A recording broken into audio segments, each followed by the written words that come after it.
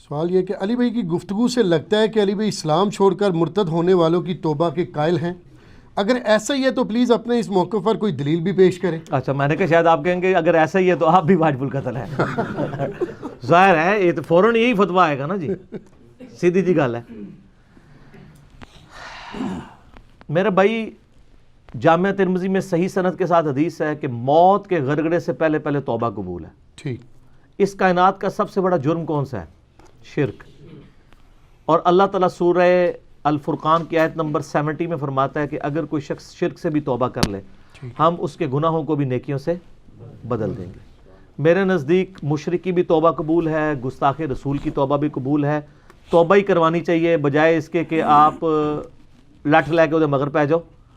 مرتد کی بھی توبہ قبول ہے جی. ٹھیک.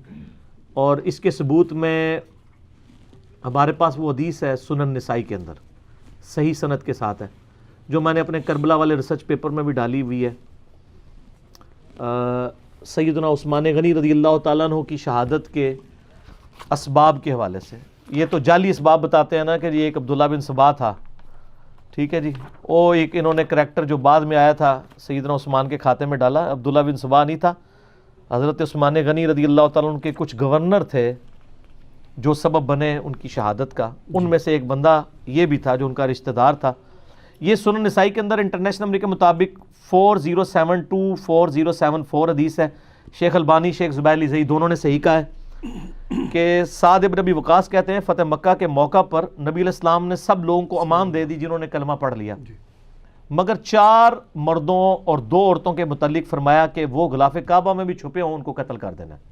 وہ مرتد ہوئے ہوئے تھے. ان میں سے ایک شخص ایسا تھا جو کاتب وہی مرتد ہوا ہوا تھا. اب مرتد کی اگر سزا صرف قتل ہی مانی جائے اور اس کی توبہ نہ مانی جائے تو یہ کیا دیکھیں گے اس میں؟ وہ 4 تھے اکرمہ بن ابی جہل, عبداللہ بن خطل, مقیس بن سبابہ اور عبداللہ بن سعد ابی سرح. یہ 4 بندے تھے.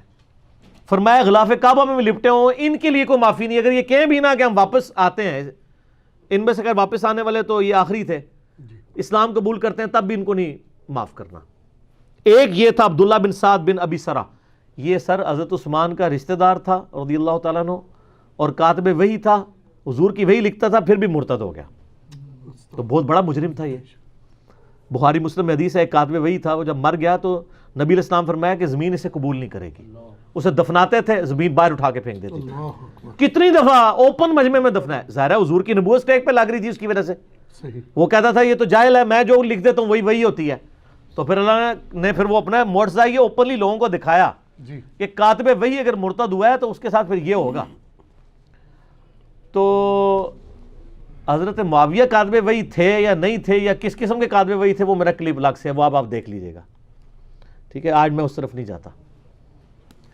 تو یہ جو 4 بندے تھے ان میں سے اکرمہ بن ابی جہل کا اسی میں واقعہ بڑا مشہور ہے. وہ سمندر میں چلا گیا, وہاں سمندری طوفان آ گیا جناب, وہ سب لوگ اللہ کو پکارنا شروع ہو گئے. اکرمہ کہنے لگا ابو جہل کا بیٹا ہے کہ جی یہی بات تو نبی علیہ السلام کرتے تھے, ادھر آگے تم بھی خدا کو ہی پکارے ہو, بتوں کو کیوں نہیں پکارتے, بزرگوں کو کیوں نہیں پکارتے.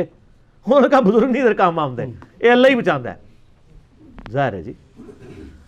تو آج کل کے بزرگ ویسے سمندر روک لیتے ہیں کراچی کا, پرانے نہیں تھے روک سکتے, اور سارا آجل بھی نہیں روک سکتے, اور پیشاب نہیں کو روک سکتا اپنا. صحیح جی بالکل. اور پیشاب رک جائے تو جاری نہیں کروا سکتے. آپ بیمار ہوتے ہیں آپ کو کہتے ہیں درباروں پہ جاؤ, جب درباروں والے بزرگ بیمار ہوتے ہیں تو وہ آغا خان میں علاج کروا رہے ہوتے ہیں, اسپتال جاتے ہیں اور سر مہنگے اسپتال. جی ٹھیک ہے. انہاں بزرگوں ویسے ایک بار چیک کریا کرو, جدو بیمار ہون تڑف دے رہن کچھ نہ کریا کرو, ان کو دسو حضرت کیڑے مزار تے لے کے جائیے کیڑی سرکار کول, پھر تانوں صحیح گل دسن گے. ٹھیک ہو گیا. بہرحال یہ عبداللہ بن سعد ابی سرح جو تھا, اکرمہ بن ابی جہل, پھر انہوں نے کہا یا اللہ تو مجھے بچا لے, میں ایک دفعہ بچ گیا تو میں تیرے نبی کے ہاتھوں میں ہاتھ دے کے اسلام قبول کروں گا, وہ معاف کرنے والے ہیں. اور وہی ہوا, چھپتے چھپاتے آئے, نبی علیہ السلام نے اسلام قبول کر لیا ان کا. جناب باپ امت کا فرعون ہے ابو جہل, اور بیٹا اکرمہ بن ابی جہل صحابی رضی اللہ تعالیٰ عنہ, اور یہ جنگ یرموک میں شہید ہوئے ہیں رومن امپائر کے خلاف لڑتے ہوئے. شہادت کے درجے پہ بھی پہنچ گئے. 3-4 سال ہی صرف اسلام کی زندگی دیکھی ہے انہوں نے, اور آج رضی اللہ عنہ ہیں. اچھا یہ جو تھا نا جی, باقی 2 قتل ہو گئے. عمار بن یاسر نے قتل کیے, یہ جو چوتھا تھا نا عبداللہ بن سعد بن ابی سرا کاتب وحی تھا, اس کو حضرت عثمان نے چھپا لیا رشتہ داری کی وجہ سے. جی اب یہ لادہ بات ہے, یہی بات ہی گھاٹے بھی فٹ ہویا, اسی کی پالیسیز کی وجہ سے اہل مصر جو حضرت عثمان سے ناراض ہو گئے تھے. بس وہ دیکھ لیں کہیں نہ کہیں غلطی پھر نکل آتی ہے نا, وہ اس کو چھپا لیا اور لا کے حضور کے سامنے پیش کر دیا, یا رسول اللہ اس کی توبہ قبول کریں. اس پہ تو حضور کو غصہ ہی بہت تھا, یہ کاتب وحی تھا, مرتد ہوا ہوا تھا.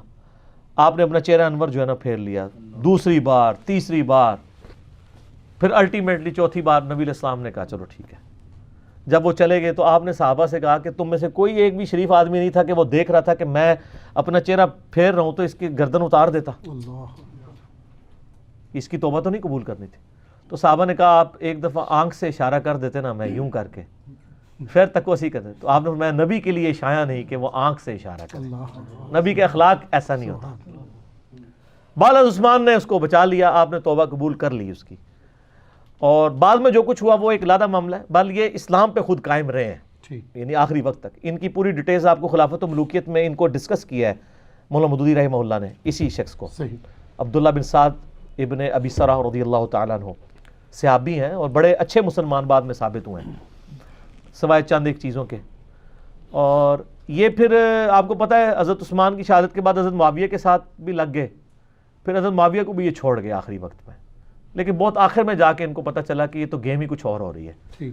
تو الٹیمیٹلی بل اس حدیث سے یہ رزلٹ نکل گیا کہ مرتد کی توبہ قبول ہے, اور وہ اگر کاتب وحی ہو, نبی سے غداری بھی کی ہو, اگر وہ بھی معافی مانگ رہا ہو تو سر آپ بھی ذرا یہ 295C جو ہے نا اس کے اندر یہ بھی جملہ ایڈ کروا لیں کہ اگر یہ 295C میں تو وہ انہوں نے ون سائیڈڈ ہی ایک تلوار اٹھائی ہے, اس کے ساتھ لکھیں کہ اگر وہ توبہ کرنا چاہے تو توبہ قبول کر لیں, مہربانی کرو سر. 295C ہم نہیں کہتے ختم کرو, لیکن اس کے ساتھ وہ ساری شکیں لگائیں جو ہم بیان کر رہے ہیں. اس کے لیے آپ ہمارا ایک کلپ دیکھ لیں, امام ابن تیمیہ اور گستاخ رسول کی سزا, جو ان کی کتاب ہے جس میں جعلی باتیں لکھی ہیں زیادہ تر انہوں نے, الصارم المسلول علی شاتم رسول, اس کا میں نے پوسٹ مارٹم کیا ہے کتاب کا. جو صحیح بات ہے وہ صحیح ہے, جو غلط ہے وہ غلط ہے. تو ہم سر قائل ہیں گستاخ رسول کی توبہ قبول ہے انشاءاللہ. یہ اللہ تعالیٰ سے دعا ہے, اللہ تعالیٰ جو حق بات میرے منہ سے نکلی, جو اسی نے نکلوائی, ہے اللہ ہمارے دلوں میں راسخ فرما دے. اگر جذبات میں میرے منہ سے کوئی غلط بات نکل گئی, ہمارے دلوں سے معاف کر کے ہمیں معاف بھی فرما دے. ہمیں کتاب و سنت کی تعلیمات پر عمل کر کے دوسرے بھائیوں تک پہنچانے کی توفیق عطا فرما. سبحانک اللہم و بحمدک, اشہد ان لا الہ الا انت, استغفرک و اتوب الیک, وما علینا الا البلاغ المبین. جزاکم اللہ خیر.